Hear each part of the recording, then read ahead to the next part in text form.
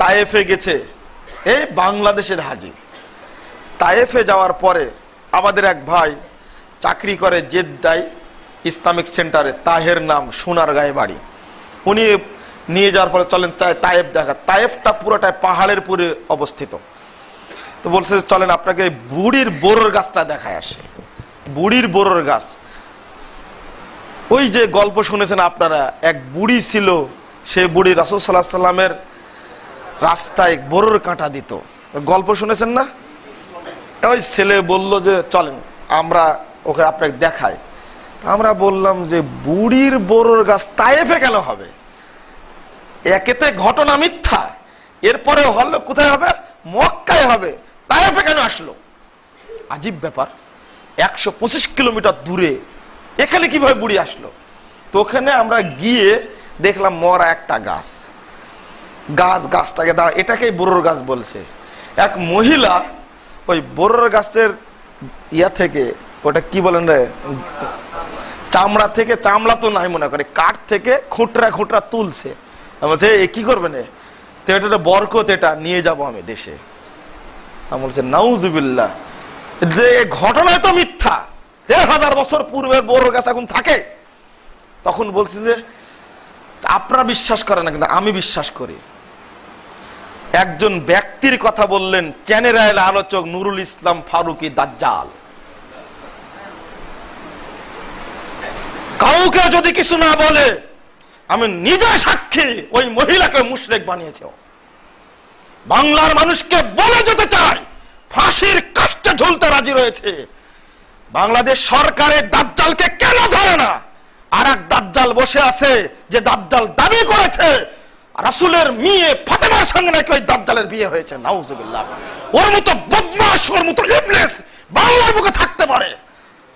যে মেয়েটি মুহাম্মদুর রাসূলুল্লাহ সাল্লাল্লাহু আলাইহি ওয়াসাল্লামের সঙ্গে প্রথম জান্নাতে ঢুকবেন মুহাম্মদ সাল্লাল্লাহু আলাইহি ওয়াসাল্লাম, দ্বিতীয়বার জান্নাতে ঢুকবেন ফাতেমাতুজ জোহরা রাদিয়াল্লাহু আনহা, তিনি ঢুকবেন। তার মতো রাসূল সাল্লাল্লাহু আলাইহি ওয়াসাল্লামের মেয়ের প্রতি এরকম মিথ্যা অপবাদ দেয়, এরপরেও বাংলাদেশে থাকতে পারে, বাংলাদেশ তাদের ভাত হয়। আশ্চর্যজনক একটা ব্যাপার। যখন ওই মহিলা বলেছে, তিনি দেখিয়েছেন আমাদেরকে বুড়ির গাছ, সহ্য আর হলো না। একজন কামেল পাশ ব্যক্তি বলছে যে কেন মক্কা থেকে কি তায়েফ থেকে গিয়ে কি মক্কায় কাঁটা দিতে পারে না? যুক্তি দেখাচ্ছে। তো আপনি কি খেয়ে কামেল পাশ করা শিখছেন?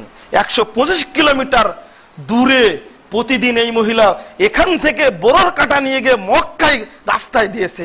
মাথায় কিছু আছে? বলেন তো দেখি, কেমন রাগটা কেমন হয়? ও বলে চলে গেল। তারপরে এক মুরব্বী তাদের সাথে ছিল, মুরব্বী বলছে যে আমারও যেন কেমন কেমন মনে হচ্ছে, এটা কেমনে হয়? আর তার পাশে দেখবেন একটা পুরাতন বাড়ি আছে, ওটার নাম দিয়েছে আবু জেহেল বাড়ি। আমি বলছি যে ওখানে বলি আসলেন, মক্কার পূর্ব পার্শ্বে যেটা আবু জেহেলের বাথরুম, ওখানে বলে আসলেন যে আবু জেহেলের বাড়িটাকে বাথরুম করেছে, এখানে এসে বলছে এটা বাড়ি। আপনার কি যুক্তিতে মিলে? তোর মুরব্বী বলছে তাই তো, ওখানে শুনছি এটা বাড়ি, এখানে এটা পুরাতন বাড়ি। আর সহ্য আমার হলো না। পুরাতন গাছ, আমি গাছের নিচে দাঁড়ায় নড়ায় দেখলাম। এখন বলছি যে উস্তাদজি ভেঙে ফেলে দেবো গাছকে, এই গাছ আর রাখছি না। তখন আশেপাশে তাকিয়া দেখলাম যে ফেতনা হবে অযথা। তখন গাছের পাশে দাঁড়ায় আমি দিলাম এক ধাক্কা।